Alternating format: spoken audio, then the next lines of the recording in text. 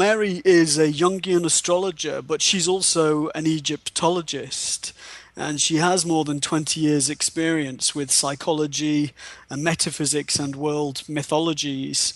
So she's described as an archaeoastrologer, and she's very much specialized in ancient Egypt and Peru. And I know many people that have had wonderful readings with her. She's wonderful at helping people to clarify their soul's purpose, focusing upon karmic relationship patterns, past life experiences, talents, and future potential. That's all described by the birth chart. And, really combining astrological vision and intuitive guidance, she really helps people to engage in personal transformation. She's lived and worked in Egypt, where she received her degree in Egyptology, and she leads incredibly interesting trips to Egypt and Peru. She's also researching the archaeological and astronomical connections between these fascinating two ancient civilizations. And so Mary began Pachitera Travel as a way to share her love of sacred site travel and Mother Earth with like minded people. And I want to just remind our listeners that if they would like to read more about Mary, they can visit her website. It's Pachitera, PACHATERRA.com. Well, Mary, welcome to the show. Well, hello, Steve, and thank you, my esteemed friend and colleague and fellow astrologer. How are you? I'm doing well, Mary. I'm excited to have you on the show, and particularly before you embark upon your next incredible trip to Egypt. And I wanted to mention that to our listeners to begin with, Mary, because I know that you lead these incredible and magical tours to Egypt. Can you tell us just briefly about your next trip, which is available to people that are interested, so they can go on this trip if they want to? Tell us a little bit about what you have planned. Well, yes, of course. Thank you, Steve. And just as a quick addendum, I will be in your neck of the woods also, in Nashville and Knoxville over the next week or two. So hopefully I'll get to see you and talk to some more people up there. What I'm doing with the November 2014 trip is actually doing an immersion, so that we're going deeply into the spiritual as well as the archaeology aspects of ancient Egypt.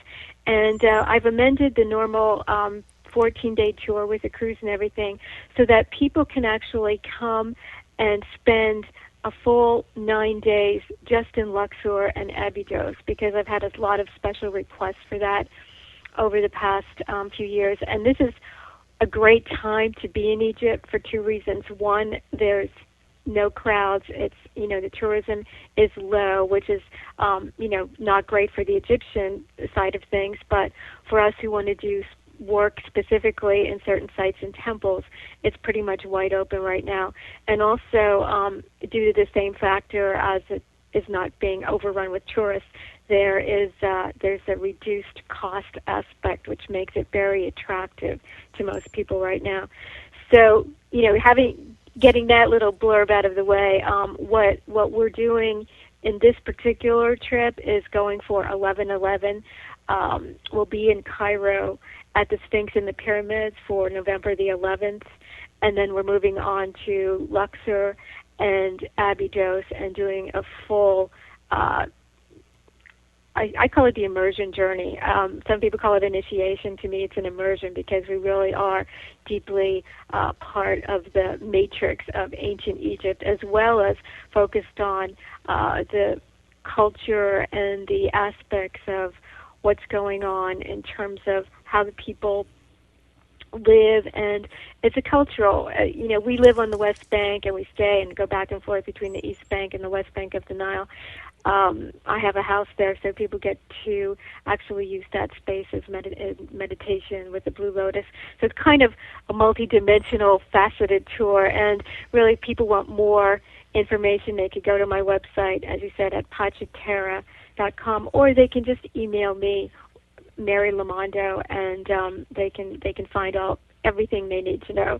But I really do feel that Egypt right now is going through a transformational process, not just on the physical level, but there's a whole new grid. There's an etheric grid that's awakening, and that has been going on since the end of 2012. But as we're moving forward with all of these, as you know, as an astrologer, all of these grand trines and squares and amazing galactic alignments, what we're doing is we're actually pulling through more and more of the starry lineage that belongs to Egypt, and awakening that thread in us as humans. So it's just, and it's fun, to state the obvious. Sounds it. Sounds incredible. Well, Mary, you mentioned the Blue Lotus, and I know that you are the person that reintroduced the Blue Lotus. So you actually are growing the Blue Lotus again in Egypt, which is incredible in itself. But can I ask you to explain to our listeners what the Blue Lotus symbolizes for Egypt and for all of us? Well, as we know from the ancient Egyptian texts and the Book of the Dead, and also what's actually left to us in terms of the temple iconography and wall reliefs and paintings and tomb paintings, all of that good stuff that we can still see with our third-dimensional eyes, the Egyptians revered the blue lotus as the flower of immortality. And that saying where it takes a village to raise a child, it's kind of the same thing there. This is a team effort. There is a Blue Lotus Foundation with some really excellent people involved in this, and it is reintroducing it in the local environs. Back in the day, in Roman times, the flower itself was not propagated the way it was in the dynastic times of ancient Egypt, and it sort of went by the wayside. It is now growing and flourishing, and so we do believe that that's a symbol that there is a new awakening, that there is a new blossoming, that the new life force is being evolved, and Egypt is a portal. It's a doorway to many different dimensional gateways, or stargates, if you will. And the idea of, in many, many ancient religions and philosophies, the lotus is always sacred, and it usually symbolizes the crown chakra. And in Egypt, it was the same. And it's this idea of, if you can come up, it grows in the mud, comes up from the earth itself. And as we're part earth, and the part of us that is spiritual grows towards the light, opens to our divinity, and become one with the Godhead. That's universal in many ancient cultures, and the lotus is the symbol. In Egypt, we are lucky enough to be able to walk into a temple and see it, and now hopefully someday, when there is, let's say, more of a standardized government that's willing to accept this in terms of antiquities and placing it, and all of that stuff that goes with 3 dimensions, then we will be able to place those back in the sacred lakes and the temples once again. But for right now, symbolically, it's holding space for that new etheric grid that we've been talking about, which is happening all over the planet. But especially in Egypt, it's very potent, extremely potent at this point in time. So we are very fortunate and blessed to be able to have that blue lotus and be able to work with it and meditate with it there in Luxor. It's wonderful, Mary. It's wonderful that you're doing that. Absolutely fascinating. I want to go back in time, Mary. I know obviously that you're an Egyptologist. I've always been very interested in the ancient Egyptian mystery schools and the process of initiation into the mysteries. Can you take us back in time and teach us a little about these ancient mystery schools? Well, I think that might take us a lot more than the 40 or 50 minutes we have on the air. I'd love to take you back to Egypt, Steve, someday. That would be a great way to do it. In the few You minutes will, that you will. we, the few minutes that we have, there were. It was interesting because many different. We think of Egypt as, in our again, our Western mind, as ancient Egypt as one kind of lump sum, if you will. But really, Egypt was spread out over thousands of years, and the different mystery schools, if you will, had different points of time and were devoted to different temples. And as we look at the Egyptian mysteries today in the Western mystical tradition, they come to us through the Greco-Roman period, through Greece mostly. So even that's been kind of tampered with a little bit and Hellenized.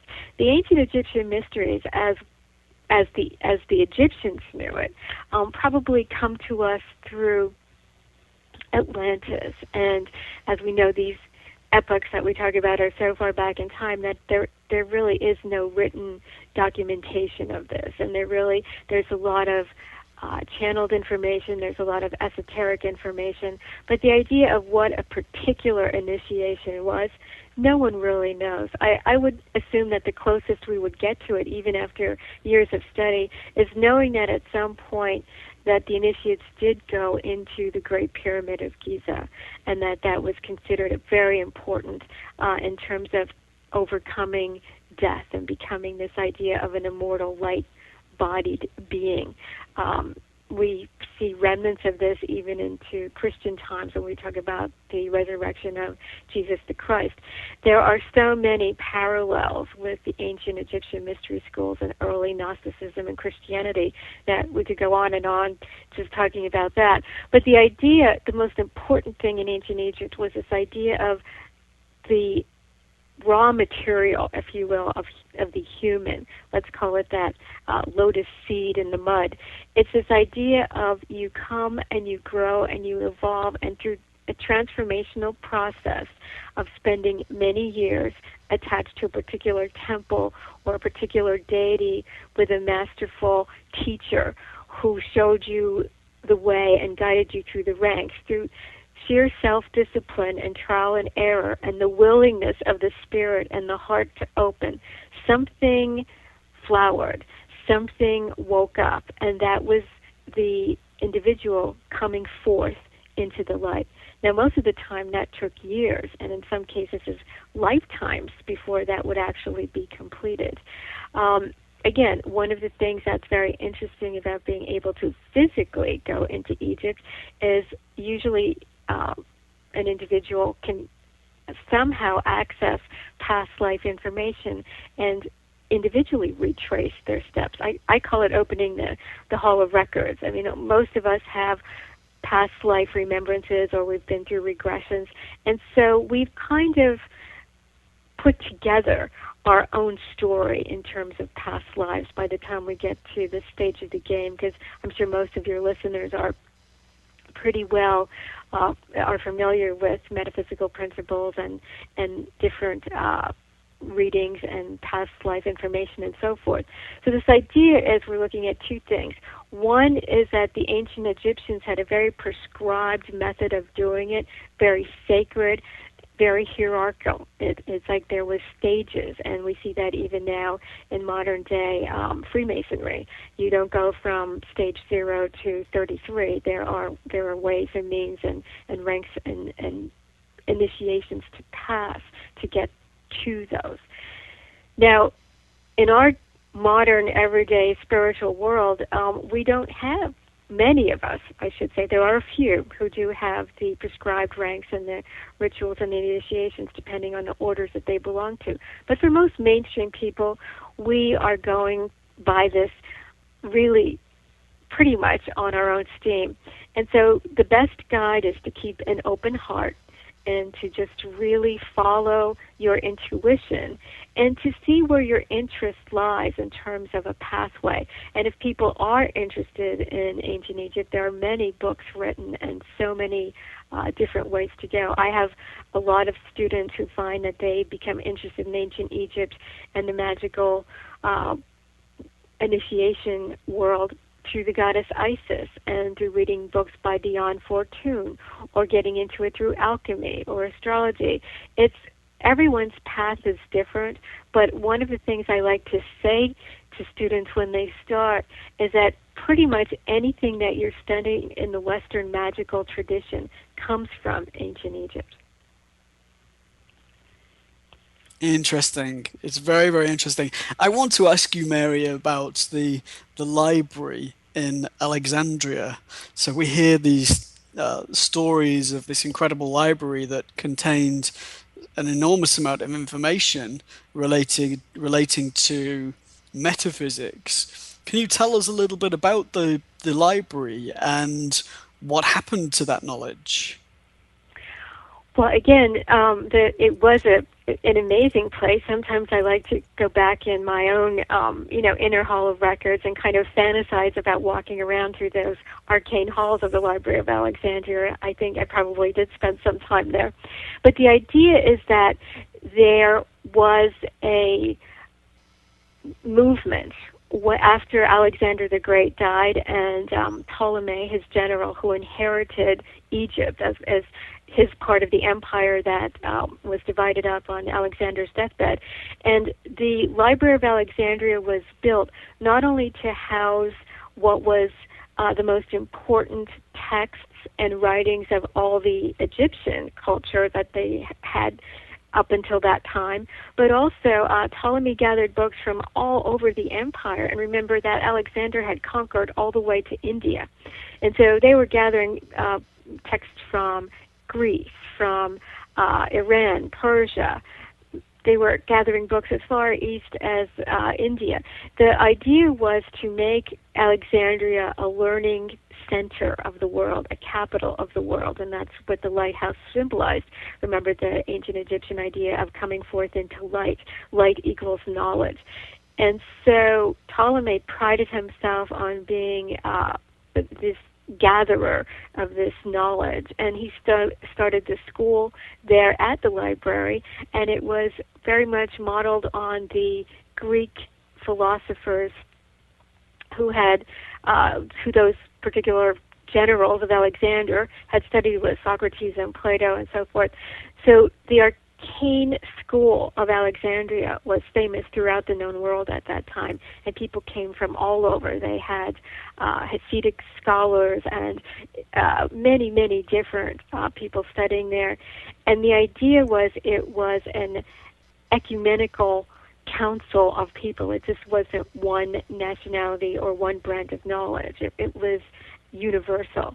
And that continued all through the time of Cleopatra. Cleopatra was the seventh Cleopatra, and her ancestry goes way back to Ptolemy I with the founding of the city of Alexandria.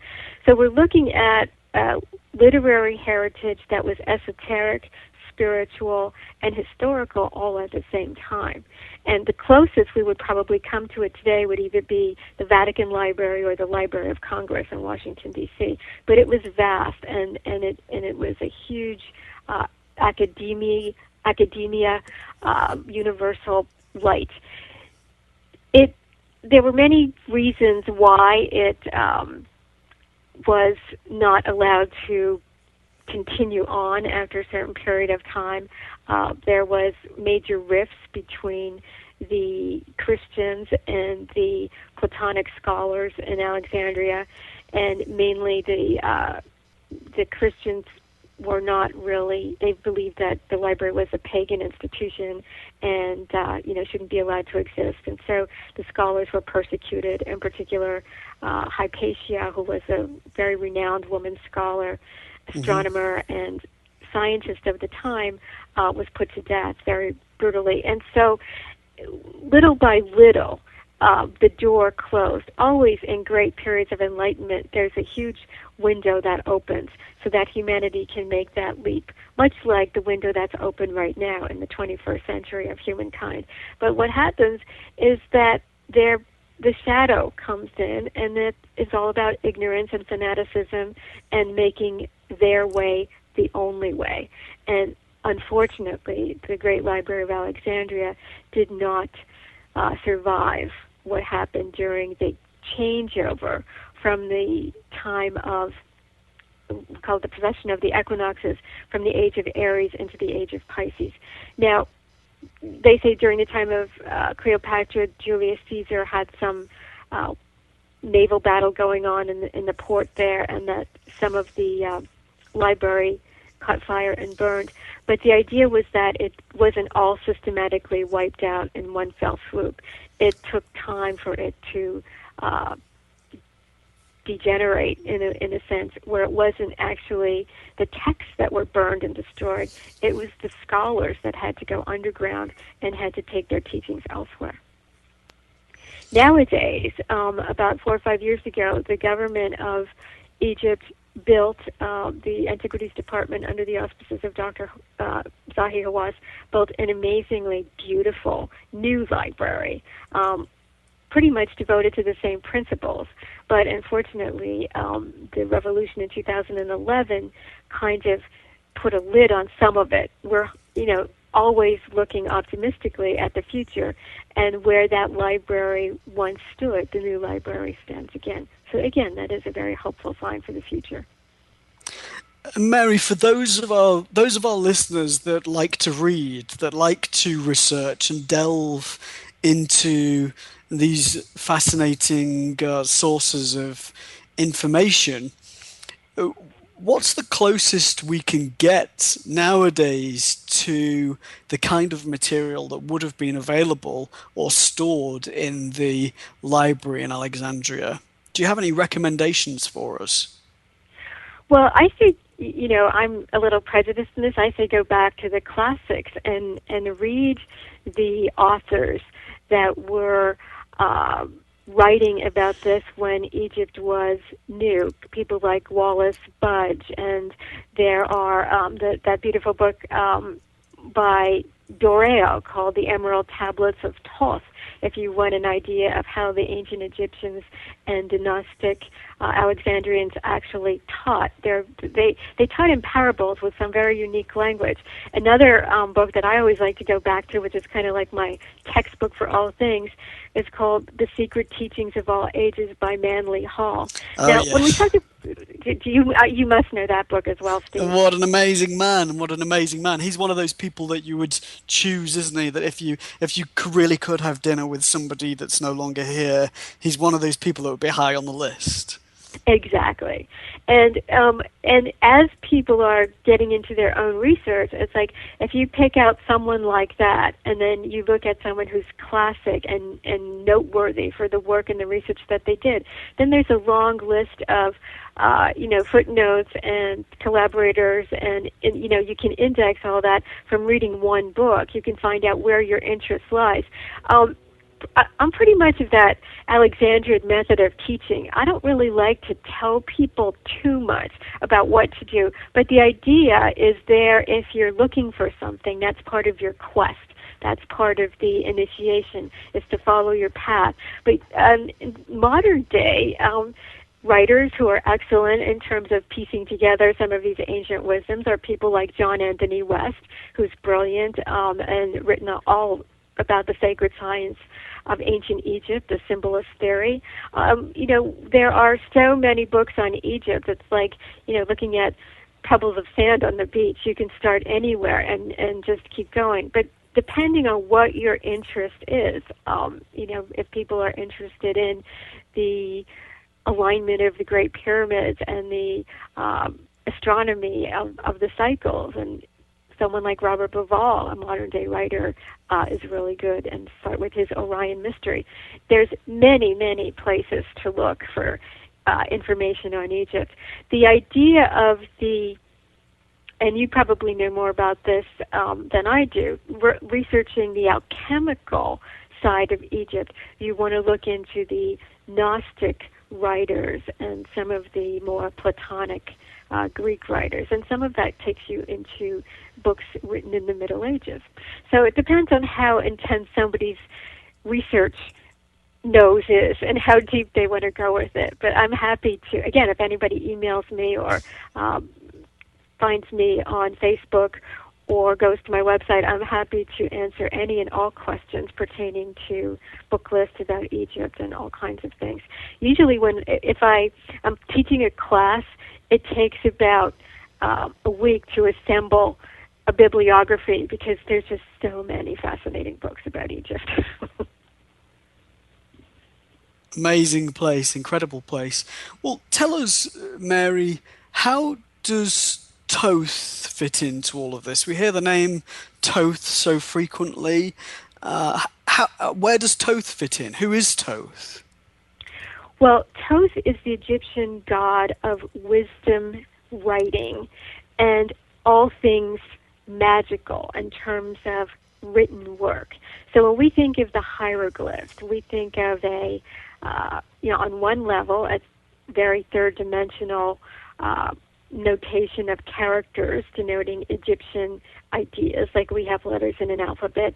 On another level, the idea of the ancient Egyptian hieroglyphs is that they're awakening something in the human mind, and as you perceive these forms, and they take you into, it's like having a code to take you into other levels of experience.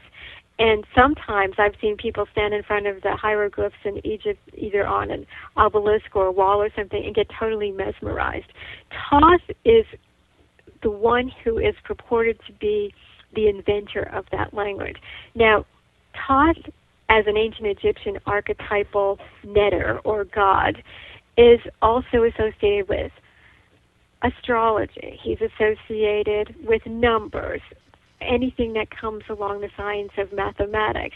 He's the be-all, end-all of all knowledge and wisdom in ancient Egypt.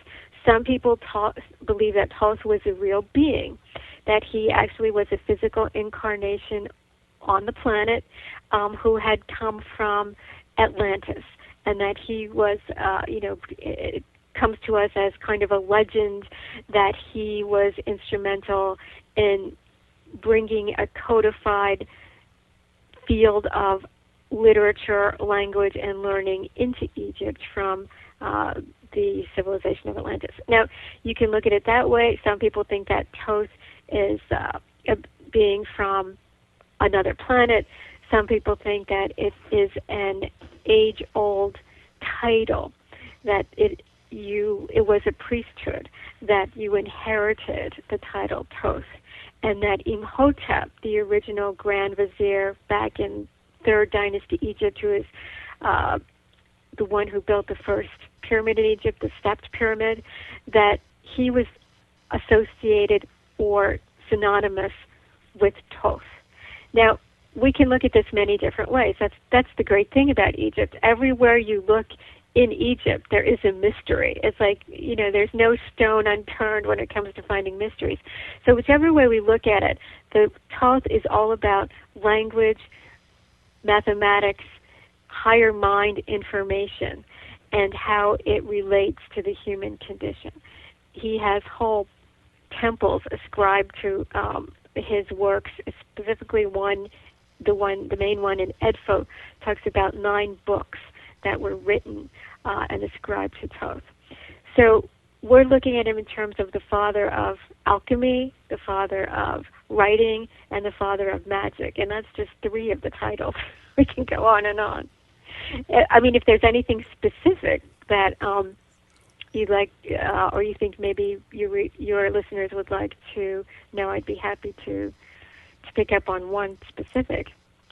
Well, I think you need to be our go-to person for reading suggestions for sure, for research. If we need a good book to read, we'll have to get in touch with you and find out about all of these incredible things, Mary. I want to ask you about new discoveries, Mary. I know that you've got your finger on the pulse, you know what's going on, and we've all heard at some time or another of an archaeological discovery in Egypt. But can you tell us about the latest discoveries? Well, it is interesting that there have been so many since basically what we hear in the West, especially in the United States, is all of the political news that goes on in Egypt.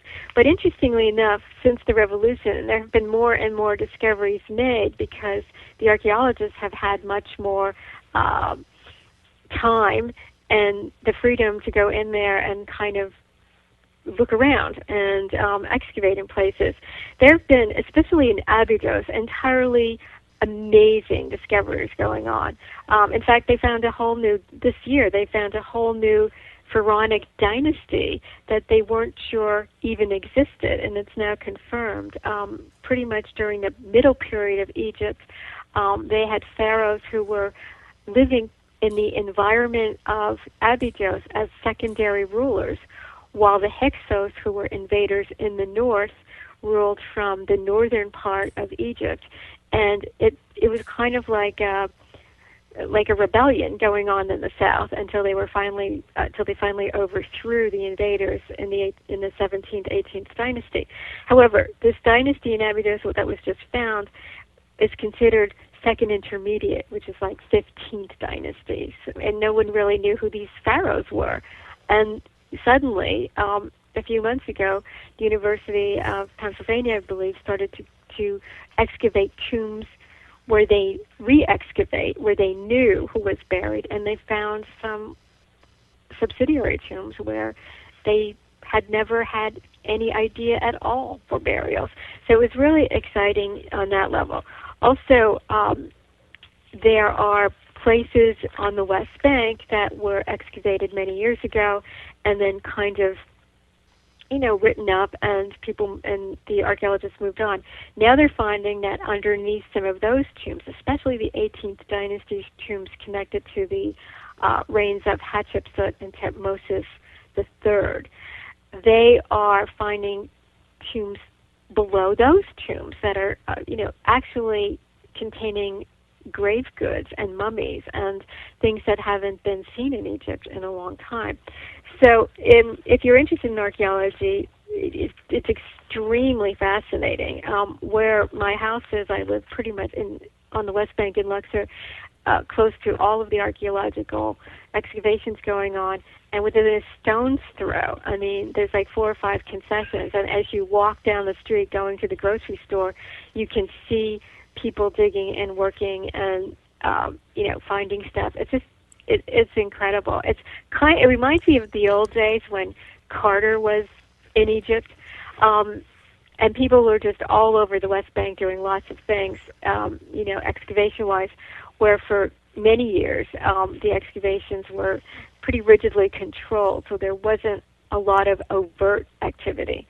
But the past 2 summers, there have been a lot of archaeologists, especially American and Spanish, just really retooling the whole place, and they found some very interesting stuff. A couple of months ago, we saw in the on the internet and in the certain archaeology magazines the huge statues that were found, which were colossi, and they have now erected them, and they're standing, in right there on the West Bank where they found them. Wow. So the whole Wow. place is kind of like an open-air museum right now. Wow. Well, it sounds magical. Well, Mary, we're going to take a short commercial break just for a moment, and then we will come back and we'll be asking you more questions. A new era in psychic services has begun. PsychicAccess.com. You can connect with our psychic advisors by telephone or chat 24 hours a day, 7 days a week. All of our psychic advisors are interviewed, fully verified, and accuracy tested, assuring you quality service. We're living in some very troubled times right now. More and more, the world's problems are affecting us on a personal level. You don't have to deal with this alone. Our highly accurate psychics, caring advisors, and talented mediums can help with situations you are currently experiencing and can let you know what the future may hold for you. All new customers get a free 6-minute reading. All you have to do is register. Why not visit us now and get a free reading at PsychicAccess.com. Well, Mary, I'm really enjoying the interview. You're extremely knowledgeable. I guess we would need a year with you really to just start to scratch the surface of your knowledge. And the trip to Egypt sounds absolutely fascinating. So I'll ask you a little bit more about that before we end the interview later on. But I do want to ask you about Sashata. You mentioned Sashata in an email to me, and I haven't heard of her. So I was interested to ask you if you could explain to us who Sashata is and why she's important. Yes, well, fantastic, Steve. And I'm so glad you brought her up because she's actually the consort, the female counterpart of the god Thoth. So as we have Thoth as the god of letters and magic and science, we have Sashada as the feminine counterpart, and she's called the mistress of the Hall of Records. And her specific task is she aligns the architectural guidelines when there is a temple to be erected. She's the one she's like the sacred architect, and she aligns with the stars. It's like if the pharaoh and the high priest have a particular, and this goes back to the mystery school teachings, a particular energy. Say they want to work with the energy of Sirius or the Pleiades, or they want to bring in the idea of Mars or Saturn. It's like they would set up what we would consider a pre-construction site, and they would call in the goddess Sashata, and they would actually have a high priest and priestess work as Thoth and Sashata, work with the pharaoh, and really meditate and bring in these coordinates for the highest alignment of the temple. So Sashata is very connected to the star Sirius, and she is also connected to Isis. She's really a star goddess, if you will, and we feel her energy very much around the Great Pyramids.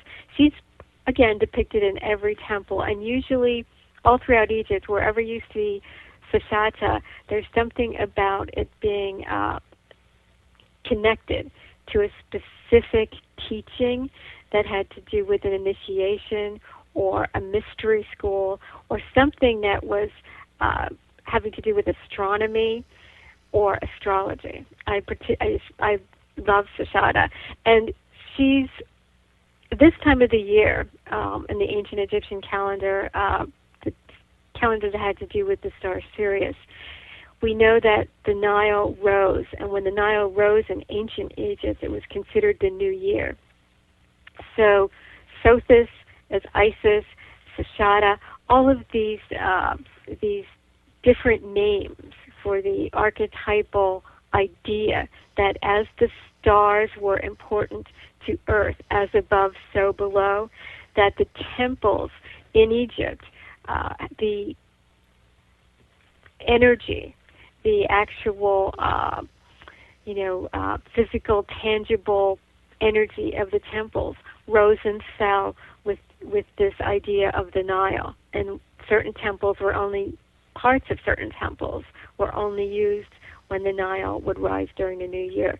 So she is a very important goddess, and once again, she's not one that's well known, not as well known as Isis or Sekhmet or Hathor, but if you were an architect or you worked having to do with anything in terms of temple design, let's say, then you were very much tuned into the energy of Sashata. Writers also, she's sometimes shown with just like Thoth, with the palette and the scribe's pen in her hand.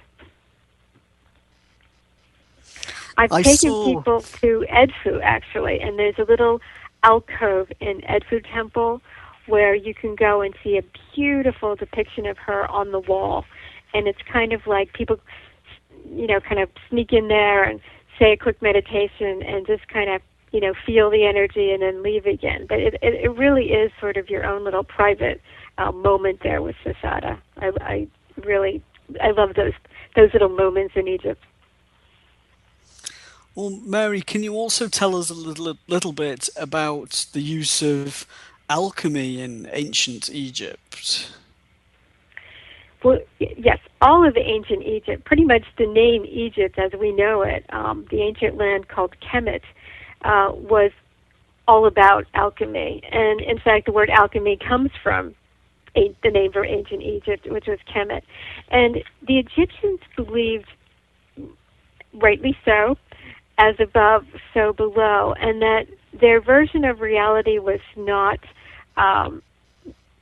one-dimensional like ours is. They believe that everything was symbolic, hence we have the idea of the hieroglyphs and how they, again, can transport you into different realms just by looking at these pictographs.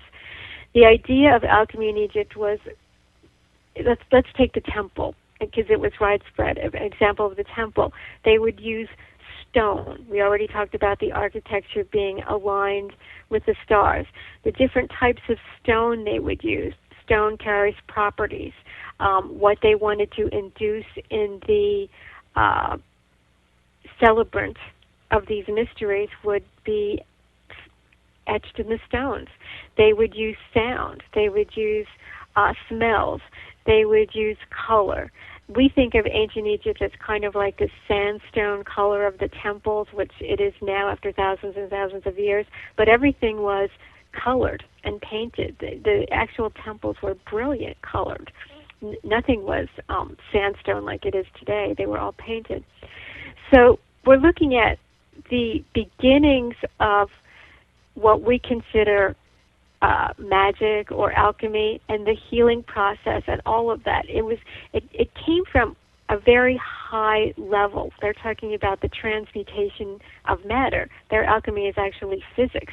What we get, if you watch the Mummy movie on TV or something today, what we get is like spells and mummies and potions, and that was such a degraded, that was like way into the Roman times of what became degraded of the ancient Egyptian alchemy.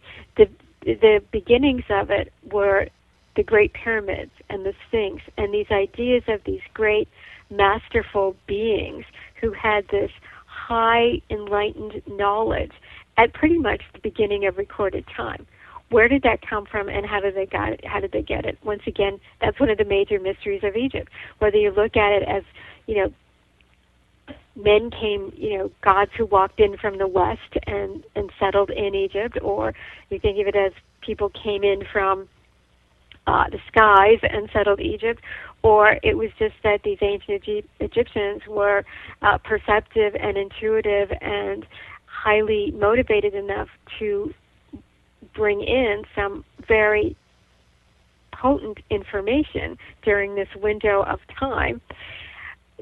We don't know.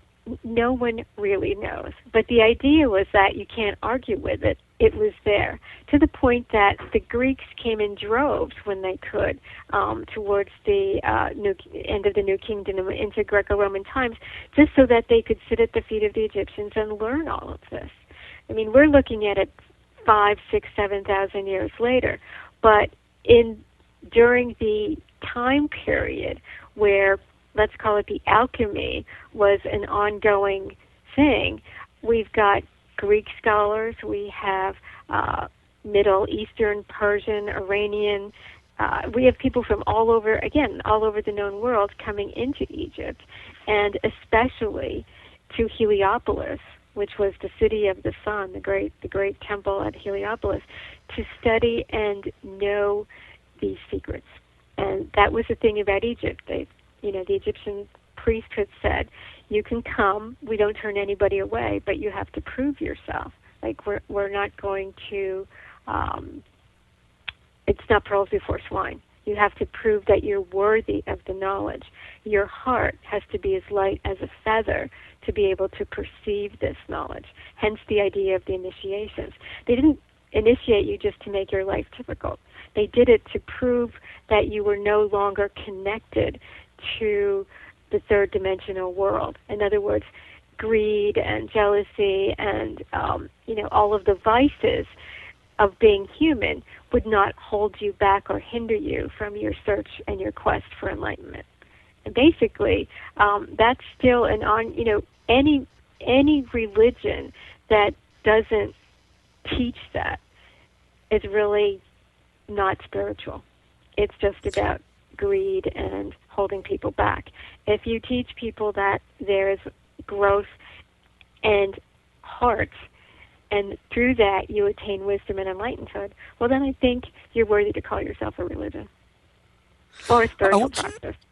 I want to ask you, Mary, a little bit about archaeology and specifically the culture of archaeology or archaeologists, because there seems to be quite a stigma attached to archaeology and the extent to which archaeologists are or are not open to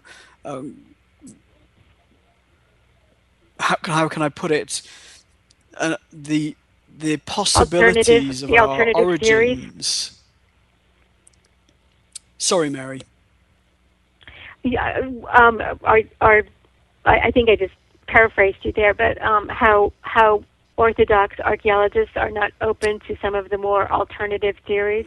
Yes. Yes. I mean, Uh, even there was a news article earlier this week about a cave painting discovered in India, 10,000 years old, and it's quite clearly a cave painting of an alien, of some alien creatures, and a UFO.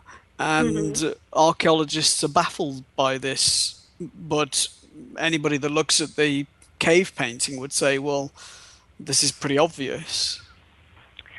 Right. Well, and again, archaeology, like any prescribed branch of science, has its rules that it has to follow. And I've known some pretty open-minded archaeologists, but most of them have to follow the company line, which is science. It's like it has to be very objectified, it has to be proven, it has to be researched.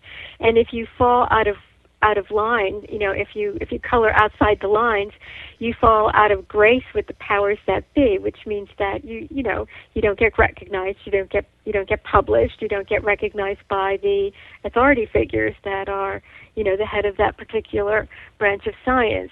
And most archaeology is funded by big universities, or the days of private people funding archaeology is pretty done with because it's so expensive, and that was the 18th century, not the 21st century. But they really do have to toe the academic line. That's it, basically. And then they don't want to get branded by being for lack of a better word, a pyramidiot. They really can't have a lot of truck with what they consider fantasy, which is the UFO stuff, or Atlantis. And I mean, I've been going back and forth to Egypt for 20 years, and so it's a fine line between being an avid Egyptologist, which means I understand archaeology, and I get thrilled at the prospect of seeing how the history is actually being proven and moved back farther. So, in other words, the history of the world is changing as we know it. Just in our lifetimes, we're seeing all these amazing things. Now, the sad thing about science is that it takes them ages to catch up with all of that. So in other words, things are being discovered, and if you put two and two together, you can kind of say, oh yeah, great, cave painting. Oh yeah, okay, proves alien interaction with human beings. Great. Now, an archaeology person probably can't even fathom that for another 100 years or so, because there's nothing to support that evidence. So if they can't prove it, it doesn't exist. I mean, we all know that story about how the Catholic Church, the Catholic hierarchy, just forgave Galileo for being a heretic for saying that there were 9 planets or something. I mean, it's crazy, but science is always on one. Technology is always on the cutting edge, but the paradigms of moving thought sometimes take a longer time to catch up. John West says it's great. They were a lot smarter than we are. It's just we don't recognize that. The ancients knew a lot more than we give them credit. We think that we're just progressing all of the time because we're continuing, we're moving forward, but in actual fact, that's not necessarily the case. Well, Mary, I want to thank you for such a wonderful interview. You're an incredibly smart and incredibly knowledgeable lady. We're running out of time, but before we wrap up, I do want you to just remind people of your website, how they can find out about scheduling an appointment with you at any point in the future. There is a profile for you on the Psychic Access Talk Radio website, and people can access you through that. But also tell people a little bit about how they might find out more about this fascinating trip you have planned later this year. Okay, great. Well, they can contact me directly. My email is mlomando@bellsouth.net. They can contact me by just Googling my name, Mary Lomando, and the website and everything else pops up. They can find me through Psychic Access. They can call my number, which is the trip number at 954-972-5891. And the itinerary and all the information is on my website. This special option, the immersion Luxor Abydos option that I'm speaking about, they need to talk to me personally about that, because that's pretty much for hand-picked people. It's a little different than the normal trip. But I would love to talk to anyone who's interested. It promises to be spiritual and fun at the same time. Excellent. And I know you do these trips at other times, Mary, and trips to Peru, so people can find out what's planned by checking out your website. Well, Mary, thank you once again for joining us. It's been absolutely brilliant. I'll certainly be listening to the interview again because you covered so much. I want to listen again to absorb everything you've shared. Thank you so much, Steve, and thank you all out there, and have a great evening, and we'll talk to you soon. Thank you, Mary. Thank you very much. Hello, my name is Res Miranda. If you're having relationship, career, or life issues, I'm inviting you to experience what it's like to have access to professional, highly accurate psychics and spiritual advisors you can trust to care and help you. Register now to get your free 6-minute reading by telephone or chat. Get answers. Get access. Psychic Access, 24 hours a day, 7 days a week. PsychicAccess.com.